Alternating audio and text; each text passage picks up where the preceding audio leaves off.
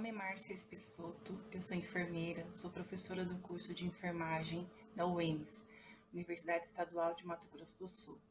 E a convite da Secretaria Municipal de Saúde de Dourados, nós elaboramos a presente videoaula, que trata a respeito do Protocolo Operacional Padrão, POP, número 3 do Departamento de Atenção Primária da Prefeitura Municipal de Dourados, a respeito do fluxo de atendimento da pandemia Covid-19 direcionado à atenção primária. O objetivo deste POP é regulamentar os serviços ofertados nas unidades sentinelas que fazem parte do Departamento de Atenção Primária que irão atuar no município de Dourados. Os executantes são os profissionais das equipes que atuam na atenção primária à saúde, estratégia saúde da família, nas unidades sentinelas. O resultado esperado é padronizar as ações para o enfrentamento da pandemia de Covid-19, consolidar as orientações de proteção de pacientes e de profissionais da atenção primária à saúde e estratégia saúde da família, e reduzir os riscos à saúde ocupacional e das pessoas que buscam cuidado na atenção primária à saúde e estratégia saúde da família. Então, este POP traz orientações sobre a organização do processo de trabalho na atenção primária à saúde e nas estratégias de saúde da família, para os atendimentos dos casos sintomáticos respiratórios e suspeitos de Covid-19, a fim de evitar propagação e contaminação do vírus. E o seu foco é direcionado às unidades sentinela. Bem, como deve ser a estrutura física para o atendimento desses pacientes? A orientação é de que o coordenador da unidade de saúde, a partir do protocolo municipal de Dourados, estabeleça uma sala, de preferência um consultório, que seja prioritariamente para atendimento desses pacientes sintomáticos respiratórios. Então, se possível, que essa sala seja externa à unidade de saúde. Caso isso não seja possível, uma sala um pouco mais afastada. De preferência, que essa sala tenha um banheiro de uso individual, para que o paciente necessite usar o banheiro esteja ali já dentro do próprio consultório.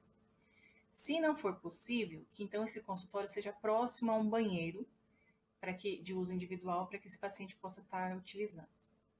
Esta sala, ela deve ser exclusiva para o atendimento do paciente sintomático respiratório, de forma que o paciente não fique transitando dentro da unidade, mas que os profissionais vão se revezando no atendimento a este usuário.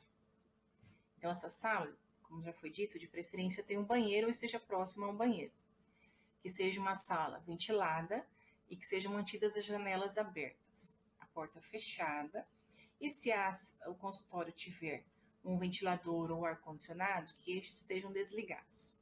A sala não deve conter tapetes ou carpetes, e é importante que fiquem disponíveis lenços de papel para higiene nasal e álcool a 70%, assim como pia com água e sabão para higienização frequente das mãos e uma lixeira específica para o descarte do lixo contaminado. É importante destacar que não deve ocorrer a circulação de pacientes não sintomáticos respiratórios dentro da unidade. E como deve se organizar, então, o pessoal? Bom, a estrutura de pessoal. A orientação é de que fique um profissional na porta, no portão da unidade, fazendo uma triagem dos usuários. Então, aquele paciente que chega até o serviço, até a unidade sentinela, e que não tem sintomas respiratórios, que ele é assintomático, ele não será atendido na unidade sentinela. Ele receberá um encaminhamento, de acordo com o anexo 1 do POP, e será encaminhado, então, para uma unidade de referência, que tem uma listagem, que está no anexo 2 do POP. Então, esse paciente não será atendido ali. A unidade sentinela estará destinada ao atendimento dos pacientes sintomáticos respiratórios. Então, quem são esses pacientes sintomáticos respiratórios? Aqueles que apresentam tosse seca, apresentam dor de garganta, falta de ar, com ou sem presença de febre. Então, esse paciente será atendido ali na unidade sentinela. Esse paciente, caso não esteja utilizando máscara, ele deve receber ali na entrada da unidade uma máscara cirúrgica, para que então ele se encaminhe para dentro da unidade já de máscara cirúrgica. Aqui nós temos uma lista das unidades referências para onde esse paciente pode ser encaminhado. Bem, então o usuário que está sintomático respiratório, ele adentrou a unidade. O profissional que está na porta da unidade já vai ter entregue para ele a máscara cirúrgica, caso ele não esteja de máscara, e ter dado a orientação de que ele entrando na unidade, ele já deve proceder a lavar as mãos, antes e após ele entrar no consultório, onde ele deve ficar aguardando o atendimento. Ele também tem que ser orientado a não tocar nos objetos daquele ambiente e orientado o porquê dos cuidados de isolamento que ele está recebendo. Caso ele tenha um acompanhante, esse acompanhante deve permanecer na sala de espera padrão da unidade de saúde. Em situações que esse acompanhante está junto com uma criança ou uma outra pessoa que precisa de acompanhamento, é interessante que eles aguardem do lado externo da unidade de saúde. Caso as condições climáticas não permitam que esse acompanhante aguarde na parte externa da unidade, então ele deverá aguardar juntamente ao paciente sintomático respiratório. Como já foi dito antes, o paciente sintomático respiratório deve ficar no consultório que é destinado especificamente ao atendimento desses usuários. Então, ali ele receberá os atendimentos dos profissionais. O enfermeiro irá atendê-lo, aferindo os sinais vitais e realizando a classificação deste paciente. Na sequência, o médico irá atender esse usuário e, confirmando o diagnóstico, ele deverá proceder de acordo com o fluxograma estabelecido pela nota técnica de 26 de março de 2020, a partir da nota informativa de fevereiro de 2020. E quais as orientações que devem ser dadas para os usuários com síndrome gripal? Então, esse usuário deve ser orientado a permanecer em casa. E em casa, ele deve ser orientado de como proceder nesse isolamento dentro da própria casa e com relação às pessoas que habitam ali com ele naquele ambiente. E também deve ser fornecido atestado médico, caso ele e as pessoas que habitam com ele necessitem do atestado médico. Esses pacientes devem ser acompanhados pela equipe de saúde a cada 48 horas, por meio de telefone ou por meios digitais de acompanhamento. Caso eles compareçam novamente à unidade sentinela, eles devem ser acolhidos e avaliados. E se estiverem sem sinais de agravamento, devem ser orientados a retornar às suas casas, mantendo o isolamento, caso permaneçam dentro dos 14 dias destinados a este isolamento. As visitas domiciliares. No caso de que sejam necessárias serem realizadas as visitas domiciliares, essas devem ser feitas pelos profissionais, utilizando os EPIs necessários para manter a sua segurança e devem ser realizadas preferencialmente sem entrada do profissional no domicílio. É importante que todas as medidas de precaução para evitar o contágio sejam mantidas. Os agentes comunitários de saúde devem realizar visita domiciliar aos usuários mais vulneráveis no serviço, como os idosos, os portadores de doenças crônicas descompensadas, as gestantes, os recém-nascidos, os pacientes imunodeprimidos e, no caso, pacientes que estejam incapacitados de estarem comparecendo ao serviço. Eles podem ser acompanhados por telefone ou a outro meio de distância, monitorando e orientando essas populações.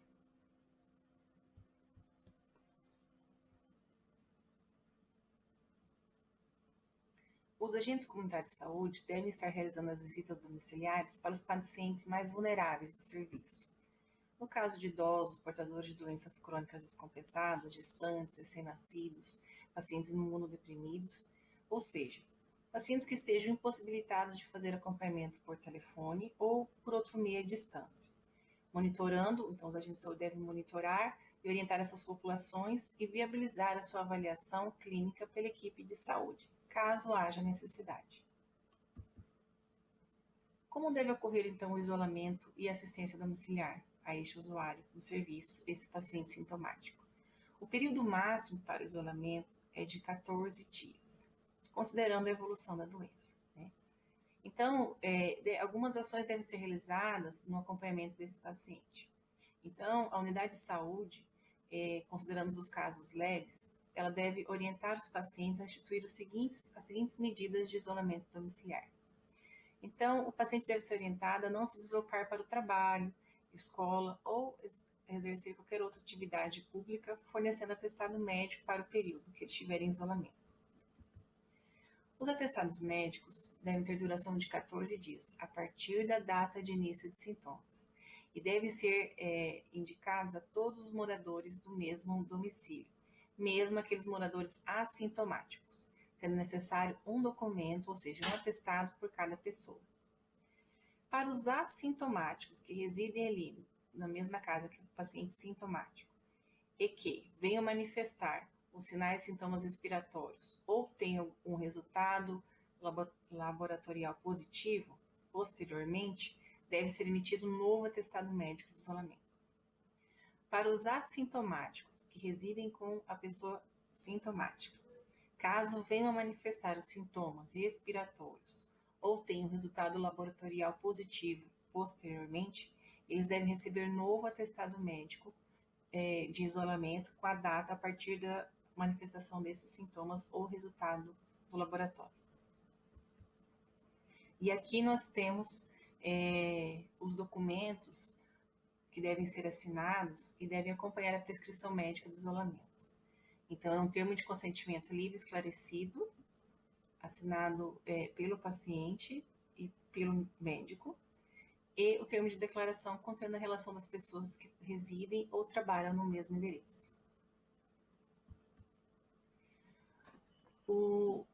Também deve ser, a unidade de saúde também tem que se preocupar em, havendo uma pessoa de contato próximo do paciente que a monitore, é importante que essa pessoa seja orientada a acompanhar e apoiar no cuidado, principalmente no caso de idosos, e que essa pessoa esteja ciente e apoiando para a necessidade do isolamento domiciliar.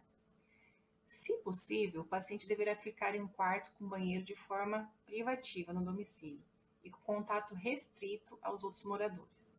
Se não for possível um banheiro privativo, esse banheiro tem que ser lavado logo na sequência do uso do paciente e lavado com água sanitária, de forma recorrente. Caso a equipe de saúde identifique que as condições domiciliares não garantem o isolamento do paciente e das pessoas com quem coabita, deve-se orientar a busca por um local adequado ou encaminhar para um local que atenda a esses requisitos. Caso seja necessário contato deste usuário com algum familiar ou algum membro da equipe de saúde, é necessário que ele esteja utilizando máscara cirúrgica. O usuário também deve ser orientado a não compartilhar com outros familiares pratos, copos, talheres, toalhas, roupas de cama e que esses utensílios, esses itens devem ser higienizados com água e sabão. Também deve ser orientado a higienizar de forma frequente as mãos com água e sabão ou friccionando com álcool a 70%. O usuário também deve ser orientado que, ao tossir ou espirrar, ele deve cobrir a boca e o nariz com um lenço descartável ou a manga da camisa ou a face interna do braço. O paciente em isolamento domiciliar deve ser orientado a limpar regularmente as superfícies com álcool a 70 ou solução de hipoclorito de sódio. Essa solução de hipoclorito de sódio deve ser preparada na seguinte concentração: de 1 parte de hipoclorito de sódio para 3 partes de água. Então, por exemplo, para uma solução de 1 litro, seriam 250 ml de hipoclorito de sódio para 750 ml de água. O paciente também deve ser orientado sobre os sinais e sintomas de alerta. E, em caso de piora do seu quadro, da sua situação, ele deve procurar a unidade de atenção primária à saúde para que providencie transporte adequado, conforme definição local dos pontos de atenção de urgência para o atendimento de casos graves. O paciente sintomático não pode, não deve receber visitas no período. O isolamento domiciliar deve ocorrer durante 14 dias após a data da suspeita ou confirmação do quadro. Se após os 14 dias permanecerem os sinais e sintomas, é de suma importância que esse paciente seja reavaliado. Caso haja acesso a exames laboratoriais, eles devem ser levados em consideração para a finalização do período de isolamento. Em áreas de maior vulnerabilidade social, algumas dessas orientações podem fugir um pouco à realidade dos usuários. Então, é necessário que a equipe de saúde tenha sensibilidade para analisar essas situações e, em conjunto com o usuário, sua família, as pessoas que coabitam com ele, construir, então, possibilidades alternativas que atendam às necessidades, às medidas de isolamento e precaução, mas que sejam viáveis, então, dentro do dia a dia, da rotina dessa estrutura familiar. Bem, pacientes com sinais de agravamento. Pacientes que comparecem à unidade de saúde com suspeita de Covid-19 e apresentem sinais de agravamento do quadro ou estejam em grupo de risco devem receber a máscara cirúrgica e ser imediatamente encaminhados para uma sala ou espaço de isolamento, respeitando o distanciamento mínimo de 1,5 m entre os usuários do serviço. Esse usuário também tem que ser orientado sobre como proceder durante esse isolamento na unidade de saúde e permanecer na sala de isolamento junto com seus pertences durante o seu atendimento na unidade de saúde.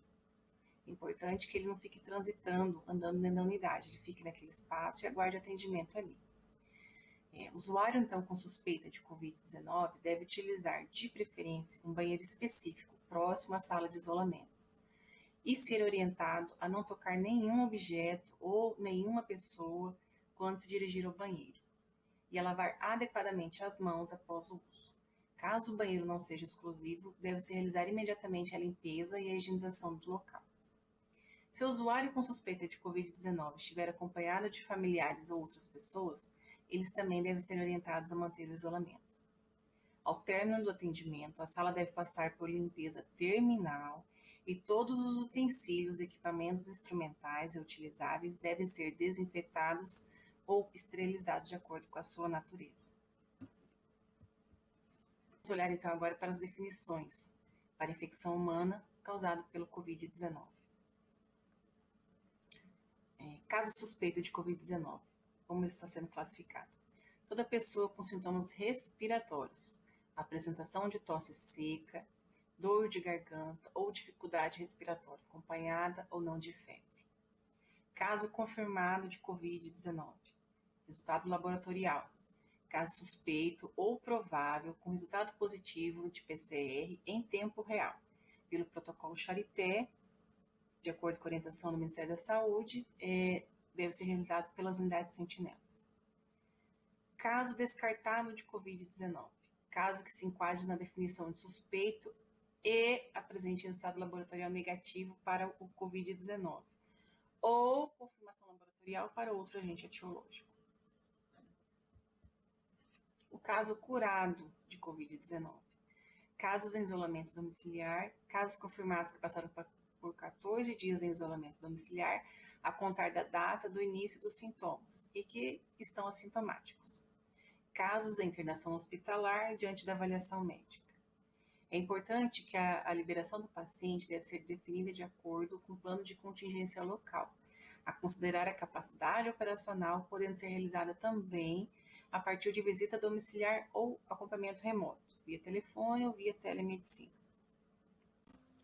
Protocolo de manejo clínico do coronavírus na atenção primária do Ministério da Saúde, versão de março de 2020, apresenta as seguintes definições adaptadas à situação atual, para identificação de casos de síndrome gripal e síndrome respiratória aguda grave. Então, o que é a síndrome gripal?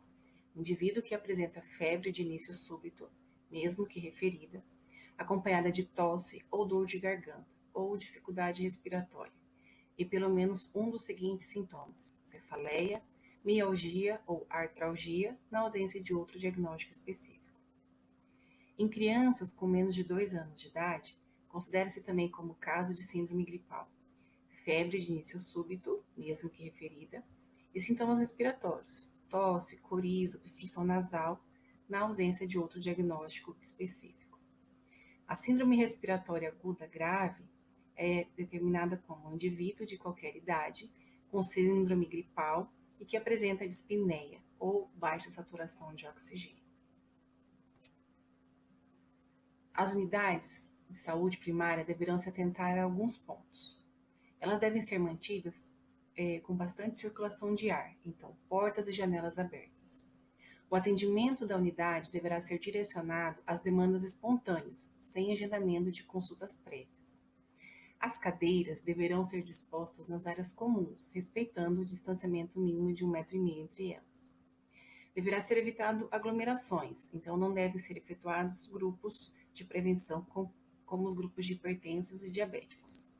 Não sendo possível evitar as aglomerações de pessoas, essas deverão então ser orientadas a partir do protocolo do Covid-19, que seja então manter pelo menos 1,5 m de distância uns dos outros, evitar o contato físico e evitar levar as mãos ao rosto, evitando assim as mucosas de olho, nariz e boca. As unidades não sentinelas deverão oferecer todos os serviços conforme normas técnicas e protocolos estabelecidos pela Secretaria Municipal de Saúde. Nas unidades sentinela, serão atendidas apenas os pacientes com sintomas gripais, sendo os demais pacientes encaminhados às unidades de referência de acordo com o fluxo estabelecido, que está no anexo 2 deste POP. Durante este período, o paciente deverá ser atendido independentemente do local onde ele resida, se faz parte ou não da equipe de saúde da família da unidade de saúde, havendo apenas classificação se possui ou não sintomas respiratórios. O acolhimento de pacientes poderá ser realizado pelos agentes comunitários de saúde, conforme a resolução número 20 da Secretaria Municipal de Saúde, de 23 de março de 2020. Aqui nós temos o formulário direcionado aos profissionais médicos, aos profissionais enfermeiros, aos técnicos de enfermagem e aos agentes comunitários de saúde e recepcionista. Sugerimos que este material seja conferido em sua íntegra. E nós agradecemos a parceria com a Universidade Estadual de Mato Grosso do Sul, em especial o curso de enfermagem. Obrigado pela oportunidade e todos na luta contra o Covid-19.